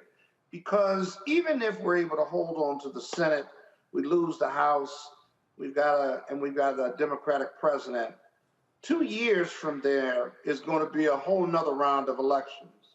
And I'm not convinced we will have this issue of voting solved by then. And it really, I think after the midterms, we need to have a very broad but inclusive conversation in our community, our national community, about how we stop having these conversations like we're having now and fix and address these issues so that Black people will be stronger as we move towards 2043, including other protected classes, our Latino brothers, our sisters, and our Asian brothers and sisters, how we get on the same page.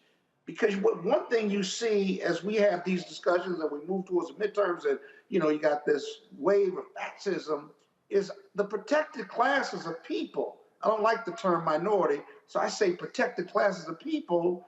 The GOP is pitting us against one another. What do we do about Black men voting Republican through Black Men Vote, which is a new organization, relatively new organization that's out there and working to get Black men registered and make sure they get to the polls. And so there's got to be this broader leadership conversation to resolve some of these issues versus us talking about them and identifying them, on a national basis, a national dialogue on it. Folks, this is, I'm telling you, I'm just come right here. Give me camera 7. Listen. You got to get behind the podium. I'm telling y'all, no, I don't. I'm telling y'all right now, y'all. It is 7:36 p.m. EST here on Wednesday, November 2nd, 2022. If Republicans get control of the House and the Senate, all the stuff y'all Black folks say y'all want, you can kiss all that goodbye. Mm-hmm. I'm telling you right now, They coming and hell bringing. Y'all can sit here and yell, holler, scream, time about, oh, they the same. Y'all can try all y'all. I see y'all fools, old Jim Crow Joe. Y'all can try all that y'all want to. I'm telling you right now.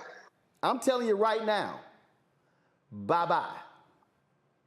I'm telling you right now, if these maggots win on the state level, and they win, if J.D. Vance in Ohio takes that Senate seat, and Bolduc in New Hampshire, and Walker in Georgia, and Bud in North Carolina, and Johnson in Wisconsin, and Rubio goes back in Florida, and Paul beats Booker in Kentucky, and that fake country boy accent Kennedy in Louisiana beats Gary Chambers.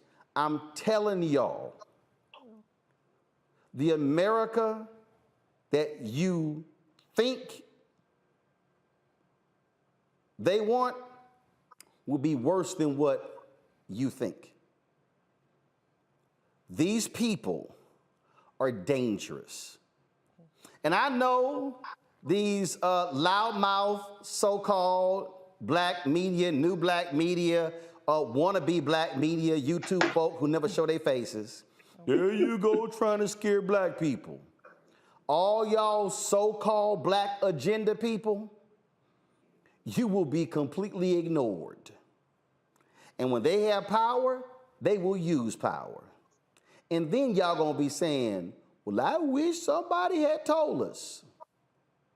Roland Sebastian Martin, right here on Roland Martin Unfiltered on the Black Star Network, told you silly asses. Hashtag, we tried to tell you. So don't act confused when it happens. I'll be right back. Download the Black Star Network app, folks, on all platforms, Apple phone, Android phone, Apple TV, Android TV, Roku, Amazon Fire TV, Xbox One, Samsung Smart TV. Also, please join our Bring the Funk fan club. Your dollars make it possible for us to do what we do. And so please send your check and money orders to P.O. Box 57196, Washington, D.C., 20037-0196. Cash App, $RM Unfiltered, PayPal, R Martin Unfiltered. Venmo is RM Unfiltered. Zelle is Roland at RolandSMartin.com, Roland at RolandMartinUnfiltered.com. And of course, please get my book. I called it. Everything that you'll have seen for the last 13 years. I've been saying it when I was at CNN, TV One, Tom Joyner Morning Show. Folks were like, oh, Rolly making a big deal out of it. That's called prophetic. It's called prophetic. The book is called White Fear, How the Browning of America is Making White Folks Lose Their Minds. Available, Ben Bella Books, Amazon, Barnes & Noble, IndieBound, Bookshop, Chapters, Books A Million, Target. You can also download it on Audible or order through your favorite black bookstore. We'll be right back.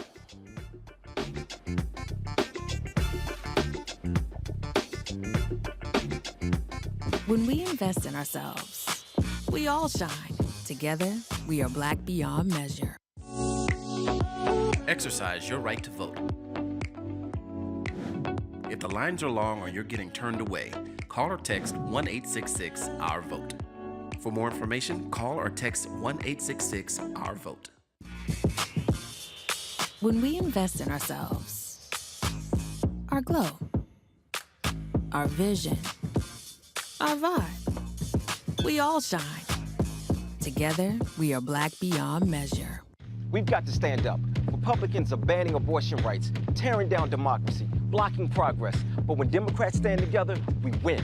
Because we voted, Democrats stood up for black lives, voting to ban police chokeholds, stood up for black women, putting one on the Supreme Court, stood up for our families, lowering cost of health care and prescriptions and capping insulin, and stood up for millions by slashing student debt. This November, let's stand up together and keep making progress. Know your rights before you vote. If you have any questions or a problem voting, call or text 1-866-OUR-VOTE. For more information, call or text 1-866-OUR-VOTE. When we invest in ourselves, we're investing in what's next for all of us. Growing, creating, making moves that move us all forward. Together, we are black beyond measure. Hey, I'm Antonique Smith. Hey, I'm Arnez J. Hi, this is Cheryl Lee Ralph, and you are watching Roland Martin unfiltered. I mean, could it be any other way? Really? It's Roland Martin.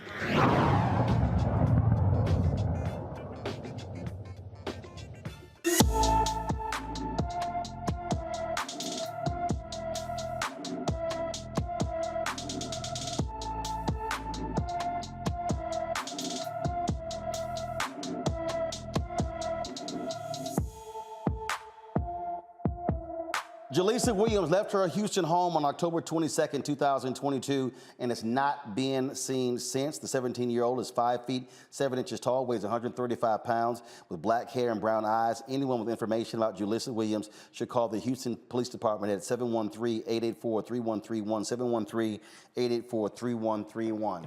All right, folks. A federal judge has issued a ruling in the case of these right-wing extremists who have been monitoring ballot drop boxes in Arizona. They have been wearing their fatigues, strapped with gear, frankly scaring people. A lot of people have been really upset because they've also been filming people as they vote. Well, Judge Michael Liberty granted the restraining order on Tuesday after witnesses took the stand to justify the order. The temporary restraining order will bar the group from following, verbally engaging, or posting photos or videos online within 75 feet of the Dropbox location, and ban the group from wearing body armor or openly carrying weapons within 250 feet of a Dropbox location. The League of Women Voters of Arizona, Alliance for Retired Americans, and Vote Latino filed lawsuits against the Dropbox monitoring groups last month. One case showed a connection between the poll monitors and a QAnon-linked group, Clean Elections USA. Despite no evidence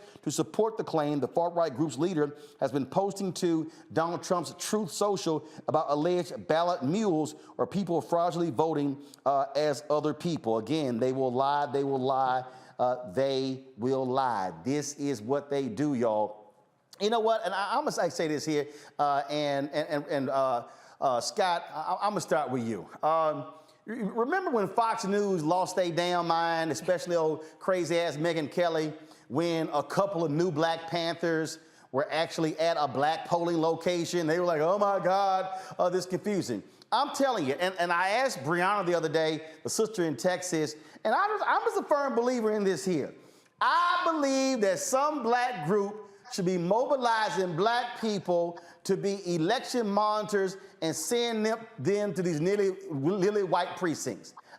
Look, if these white folks want to sit here and intimidate us, what's going to happen all of a sudden if you got some beret-wearing brothers in leather standing outside these polls? Look, hey, again, Scott, if we gonna swing, you gotta swing, and trust me, because see, that's the deal. If all of a sudden you start sending some black folks into these white areas, they're gonna be like, oh, well, what's going on? Well, change that damn law then. Well, conceptually, that makes sense, but I don't want to get any of our young brothers killed. That part. By white police officers in suburban America. Hold on. If the white folks can roll their guns, hey, it's open carry now. Wait a minute, it's open carry in Texas. But it's different, bro. I know Robert got his gun right under his chair right now. But it's different. You send them young brothers in there with berets and dark glasses, looking like Huey Newton. I'm gonna tell you, when the police show up, they're gonna be scared. They're gonna think they armed, and we're gonna have a tragedy. So I understand what you're saying. But this case, don't miss the power of this case. This same judge ruled 2 or 3 days ago that against the TRO and said that this group was not offensive, or better yet, that they were exercising their First Amendment. They had berets on, they had military fatigues on, they had guns, and they were standing there intimidating people. How much more intimidation do you need? You don't have to verbally abuse them. 3 days later, they took testimony from individuals who voted, and then the judge said, I'm going to issue the TRO because we have more substantive information. The only substantive difference was that he took testimony from people who actually voted and said they felt intimidated. You didn't really need that testimony to feel intimidated. When you saw it on TV, you felt intimidated, right? You felt that these were intimidating people. They've got guns, fatigues. It's more than one. It's dark. They're in a pickup truck, right? And so the mindset of this judge and how much you had to show because of their alleged First Amendment, we had the issue of TRO and narrowly tailor the infringement on their First Amendment, but it shouldn't even been a First Amendment issue. It should have just been a crime, but it wasn't. And so ultimately the judge did the right thing, but this white conservative judge conceptually, privilege-wise, just believed this was okay. This didn't cross the line. And it crossed the line in everybody's mind just looking at it. But see, right there, Tammy, why I keep trying to explain to all these simple Simon black people who get upset with me, why your ass got to vote. The judges that Trump put and the Republicans are putting in are the ones who are ruling like this. Just like there was the Trump judge in Mar-a-Lago. And so for the fools who say, oh man, I don't know why you keep rolling, you keep bringing up Biden and these judges. Well, dumbass, that's who appoint the judges. The Senate confirms the judges. That part. And I think that, as you stated, these judges that the Senate confirms after the president elects federal judges, let's be very clear, these federal judges sit on the bench for a lifetime tenure. Their whole life, okay? They're not going anywhere until they die, okay? So what's so important is this judge here, he granted this temporarily. This is a civil matter. Now let's talk about it in the criminal sense. Federal judges that are appointed on the bench, anybody that has a federal conviction, if they're going for post-conviction, post-sentencing motions, that's going right before the same judge that sentenced them because, again, they have that lifetime tenure. But even if we're talking about judges that are not federal, the local election judges are also important because similar type of issues are being brought before these judges. And the judges at the county level, the state level, state appellate levels, and Supreme Court levels, it all goes into play into how underrepresented groups are being mistreated and abused. Look, I just keep walking these folks through this here, Robert, and they need to understand what, again, what's going on here. The intimidation efforts, they're real, and you have to understand. And look, I'm already hearing you, Robert. Longtime people who working in the polls, they're quitting. They are under duress. You've got these right-wing folks questioning every move, challenging them, saying, y'all looking at people as they vote. And these are hard-working public citizens, and they saying, enough is enough. We don't need this crap. And so we're losing highly qualified poll workers because of these right-wing zealots, these maggots. You're absolutely right. And if you look at most of the videos we've seen, these people, and we had a conversation about this on my radio show on Sunday, these people mainly are there, the camouflage on, it looks like level 2 body armor, so they're really not plate armor, it's usually the flexible armor. So I've been recommending to people to upgrade your everyday carry. Instead of your 9mm, given the current times and conditions, consider a 5.7 by 2.8. They have the FN 5.7, the Ruger 5.7, even Rock Creek has a new 5.7, and get green tip ammunition on it, because that can actually penetrate that soft body armor that these people have been wearing around now, because what they think is that you're going to have your normal hollow tips and it's going to expand and mushroom on impact and they'll be fine. That's what the Buffalo shooter was considering. But in reality, if you're carrying your 5.7 with the green tips, they're going to understand real quick that you understand the Second Amendment just as well as they do. That part. How are they going to know that you got green tip bullets if they're in the gun, Robert? I don't even know what the hell Robert just said. I don't even know. That was a lie. I don't even know what the hell Robert just said. It was a lie. It was a lie, Roland. It was a lie. And what Robert just said, let's be very clear. I don't need anybody to hit me up I don't even know. about a pardon. You cannot have a firearm if you have a conviction at the state or federal level. Please.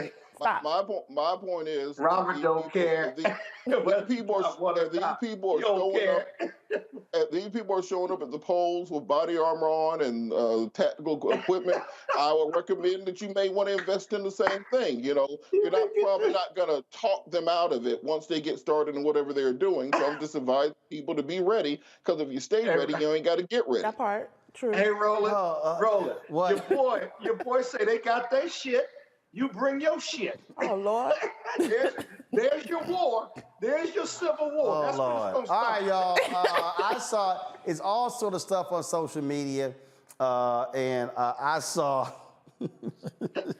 I saw this one parody of that dumbass Herschel Walker, and I just had to play this.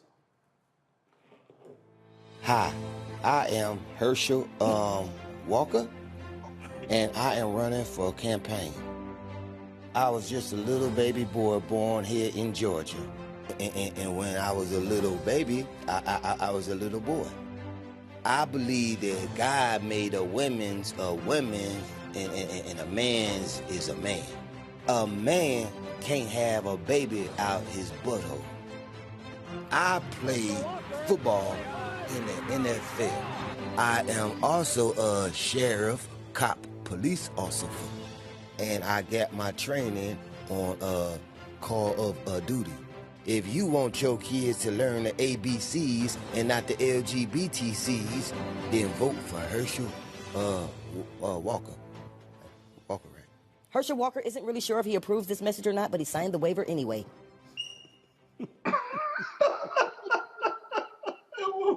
I had to play that one. Now let me also play this right here, y'all. This is a racist ad that Stephen Miller, that white nationalist who was Trump's right-hand man. Y'all, this is an absolute racist ad that is running right now in Georgia. I'm just trying to explain to you how these white nationalists operate. Watch this. When did racism against white people become okay? Joe Biden put white people last in line for COVID relief funds. Kamala Harris said disaster aid should go to non-white citizens first. Liberal politicians block access to medicine based on skin color. Progressive corporations, airlines, universities all openly discriminate against white Americans. Racism is always wrong. The left's anti-white bigotry must stop. We are all entitled to equal treatment under law.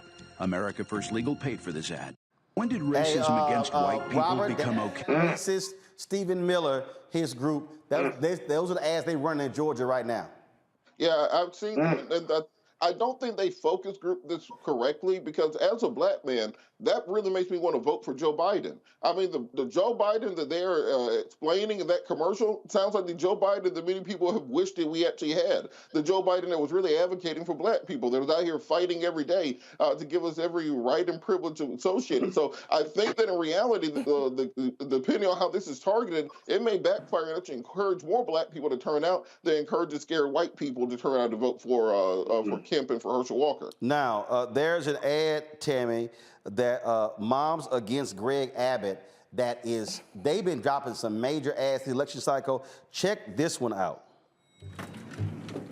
Oh, hey, sweetie, how can I help you? I read there are babies that totally need homes, so I'd love to adopt one. That's adorable, but impossible. You're cute. How old are you, 11? 12 and a half. Excuse me. If science says I'm old enough to have a baby, hello, period in PE class, I should be able to adopt one, am I right? No, you're wrong. You've got to provide food, shelter, mental, dental. Do you have proof of income? Oh, does tooth fairy money count? Well, if I can't take a baby home, what about surrogacy? Wouldn't I look fly pregnant? Oh my God, no, put that down. Pregnant teens are at high risk for preeclampsia, toxemia, emotional trauma. Ugh, you're killing my vibe. Don't be sassing me. Oh God, not again. We do not adopt children. I was just wondering if you knew where the abortion clinic is?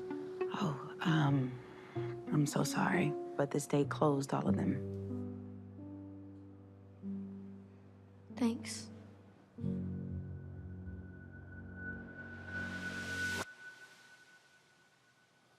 I'll tell you what, Tammy, Moms Against Greg Abbott, they have been going hard this election cycle. That was good. They have been going really hard. Our home state of Texas, Roland, and you know the things that are happening in Texas are egregious, and I think Texas is one of the states that are laying the groundwork for other of these red states to follow. So I'm really curious as to see what's going to happen on November 8th. And speaking of Texas, tomorrow, folks, I will be in Arlington, Texas, with Texas State Representative Jasmine Crockett, Lee Merritt, as well as Deborah Peoples, who's running for Tarrant County Judge. Y'all, come on, go to my iPhone, please. Let's go. Move quickly. Fight for democracy. Thank you very much. We're going to be there tomorrow. Elisa Simmons, Deborah Peoples. We're going to be looking forward to it at the Texas Rangers Golf Club. taking place from 6 to 9 p.m. We'll be broadcasting the show from 5 to 7. Free food, free drinks, live music. And so come on out to the Texas Rangers Golf Club tomorrow in Arlington, Texas. We'll be on site, on location broadcasting, and we'll be broadcasting from Houston on Friday. I'm getting the information right now where we'll be on Friday. And folks, on Tuesday, election night, we will be live here. Y'all want the best coverage of what happens in this country? All y'all got to do is come right here. We are going to be here from 7 p.m. to 1 a.m. Now, ain't nobody else black-owned giving you this amount of election night coverage than us. I saw Byron Allen's Griot. They're going to be on for 2 hours. 2 hours ain't nothing. We're going to be on for 6 hours, okay? Black Enterprise ain't doing it. Blavity not doing it. Urban One, TV One, Radio One, they ain't doing it.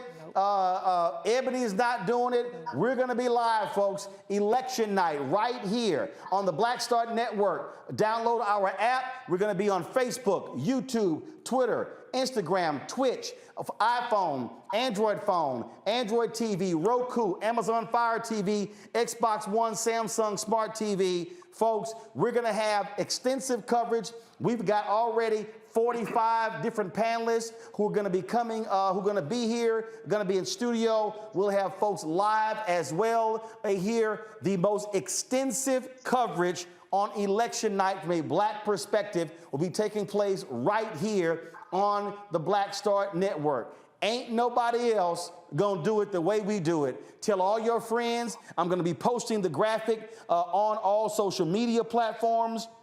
And so just so y'all know, and look, I already have old hungry ass Monique, who's normally here on Wednesdays.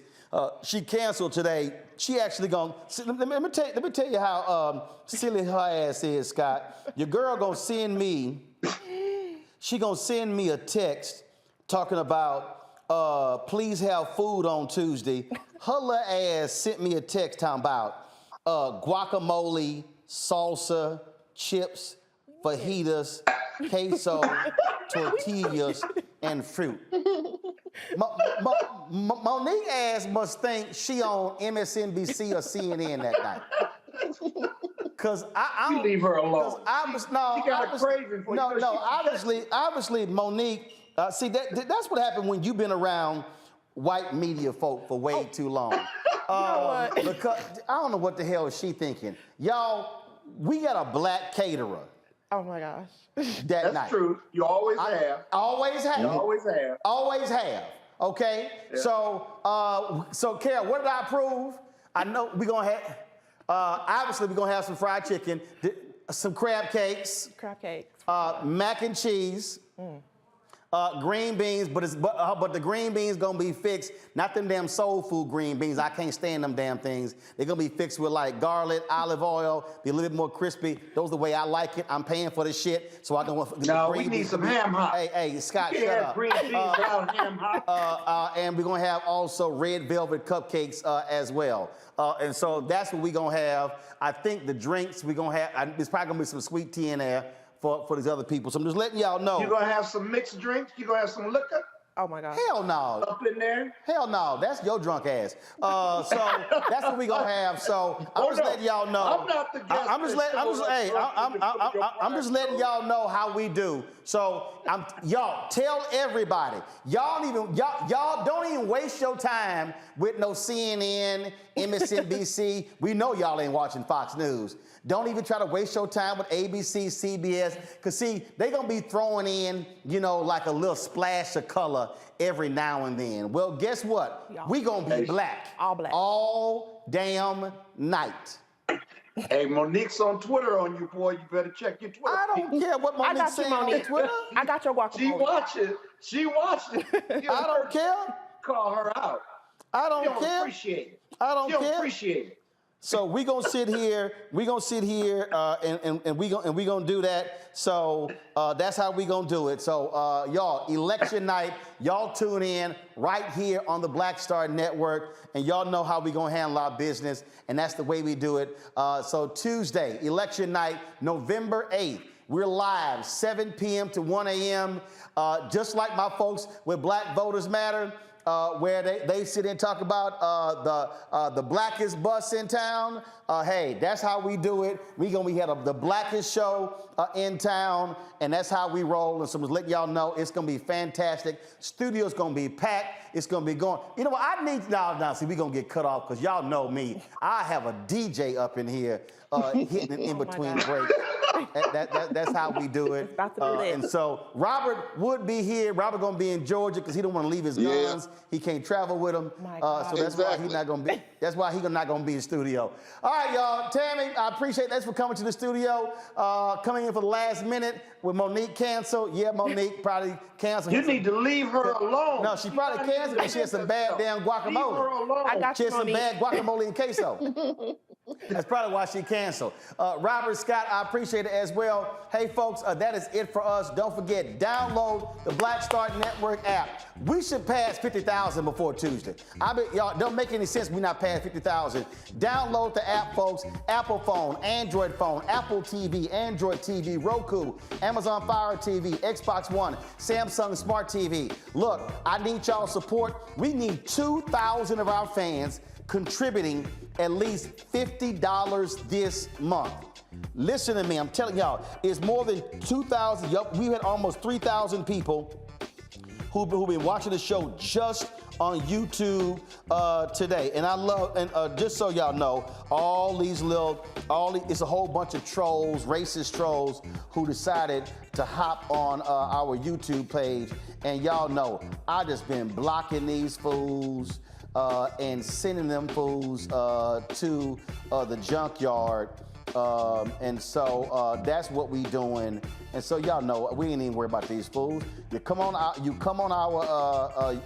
our page talking crazy, then y'all know what's gonna happen. We gonna jack you up.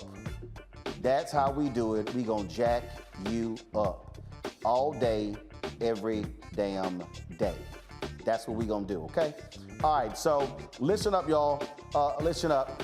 Your support matters. We need 2,000 of our fans giving at least $50 this month to hit our goal of $100,000. Folks, all the stuff I'm talking about ain't free. You can't broadcast for 6 hours to have 10, 12 people gonna be on set. Look, it's gonna cost me to rent. It's gonna cost me $1,500 to rent additional microphones and audio system for the people here. So it's not like there's no expenses that particular night. And so we need y'all support. Checks and money orders can be sent to P.O. Box 57196, Washington, D.C. 20037-0196. Your support matters. If you're watching right now, y'all can help us out on Cash App. You can send to $RM Unfiltered, $RM Unfiltered. PayPal is R Martin Unfiltered, R Martin Unfiltered. Venmo is RM Unfiltered. Zelle is RolandSMartin.com, RolandMartinUnfiltered.com. Jamila Haynes, Aaron Rogers, Larnell Farmers, Trend City Group. Let's see here, James Davis, Olga Me Thompson Lovett, Emmanuel, Strictly Business, Harold Johnson, Wade La Grenade, Danielle Weish, Carolyn Cooper, Louise, Shanna Stevens, Santeresa David, Donald Rush, Perlene Willis, Rodney Williams, let's see, Anthony Lawson, Broderick Bennett, Josephine Turner, Jawan Yvette, Deborah Williams, Dime Lacey, Diam Lacey. Thank you so Fred Childs, Sharice, Tygeer Graham, Cordell McMillan, Fritz, Jean, James King, Lori, Risbrook Oliveira, Jimmy Whitfield. I want to thank all of y'all for giving during the show. We certainly appreciate it. Thank you so very much. Folks, also download my book, White Fear, How the Browning of America is Making White Folks Lose Their Minds. Available at all bookstores. You can download the audio version on Audible. Also order through your favorite black bookstore. That's it. Hold up. Richard Pettigrew just sent in a donation on Cash App. Richard, I appreciate it as well. Let me see here what came in on Zelle. Let me I got to give them a shout out. Timothy Hill, thank you very much for your donation. Kenya Browning, thank you so very much. Brenda Nelson, thanks a lot. Adrian Swan, David Jackson, Michelle Lorraine Henley, and Leon Jackson. Thank you so very much for all of y'all for helping us out. Folks, that's it. I'll see y'all tomorrow right here on Roland Martin Unfiltered on the Black Star Network, live from Arlington, Texas. Holla! We've got to stand up. Republicans are banning abortion rights, tearing down democracy, blocking progress. But when Democrats stand together, we win. Because we voted, Democrats stood up for Black lives, voting to ban police chokeholds, stood up for Black women, putting one on the Supreme Court, stood up for our families, lowering cost of health care and prescriptions and capping insulin, and stood up for millions by slashing student debt. This November, let's stand up together and keep making progress. Know your voting rights. If you are unsure where to vote or don't know if your polling location has changed, call or text 1-866-OUR-VOTE. For more information, call or text 1-866-OUR-VOTE.